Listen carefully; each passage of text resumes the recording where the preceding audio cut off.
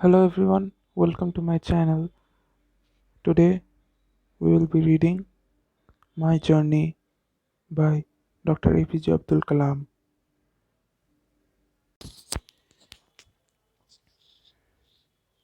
From a small boy growing up in Rameshwaram to becoming the country's 11th president, A.P.J Abdul Kalam's life has been a tale of extraordinary determination, courage, perseverance, and the desire to excel. In this series of anecdotes and profiles, Dr. Kalam looks back on key moments in his past,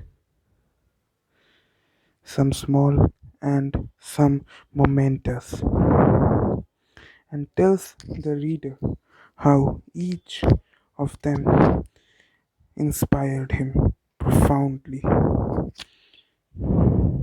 With warmth and affection, he talks about the people who left a deep impression on him as he was growing up as an adult and the lessons he drew from his interactions with them.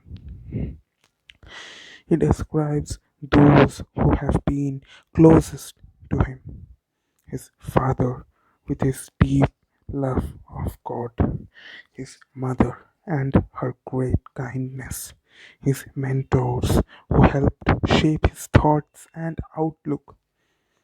There are heartwarming accounts here of his childhood years spent in a small town by the Bay of Bengal and the many struggles and sacrifices on the path to becoming a scientist and then the first citizen of India.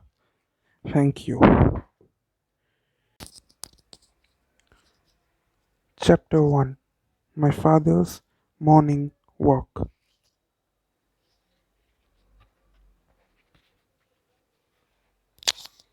For as far as back I can remember, my father Jainulabdin's day began at 4 a.m.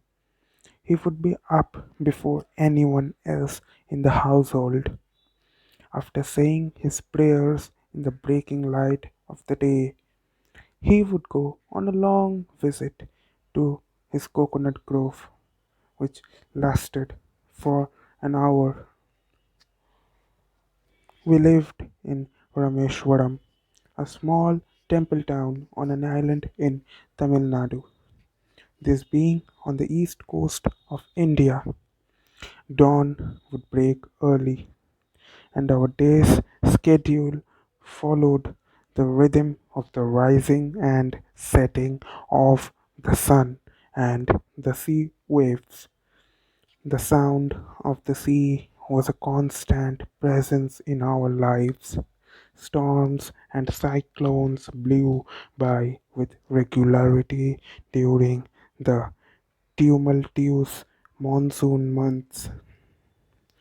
We lived in our ancestral home, a fairly large house made of limestone and brick, built sometime in the 19th century. It was never luxurious, but was filled with love and affection. My father had a boat building business. Additionally, we also owned a small coconut grove some 4 miles away from our house. That was where my father would be headed for in the early morning hours. His walking circuit was well established and he rarely deviated from it. First, he would step out into Mosque Street, where our house was located. It was a small, predominantly Muslim locality not too far from the Shiva temple that has made our town famous for centuries. He would then walk through the narrow lanes of the town, on to the more open roads leading to the coconut groves, and finally wend his way through the groves to his patch of land. Today, I try to imagine him walking on those quiet roads long before the day made its demands on him. Ours was a large family, and I am sure there were many pressures on him to see to our needs.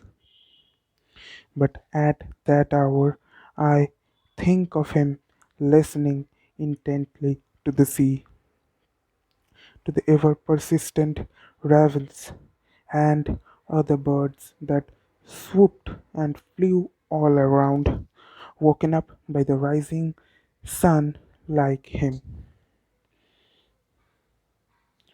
Perhaps he said his prayers to himself as he walked or thought of his family with a calm, uncluttered early morning mind.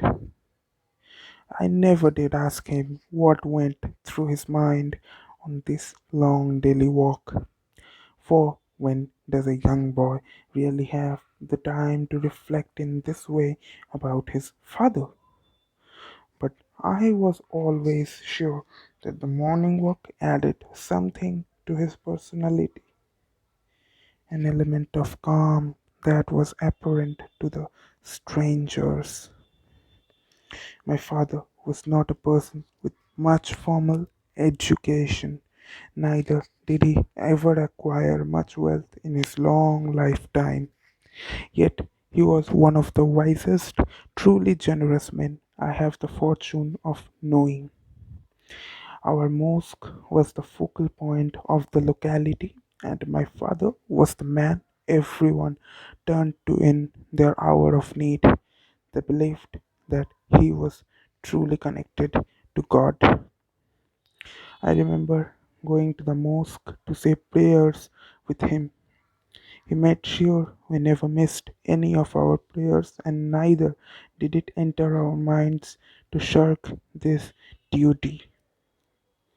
After saying our namaz, when we would step out onto the road, groups of people would inevitably be there, waiting to talk to him and share their worries with him. To be continued. Thank you.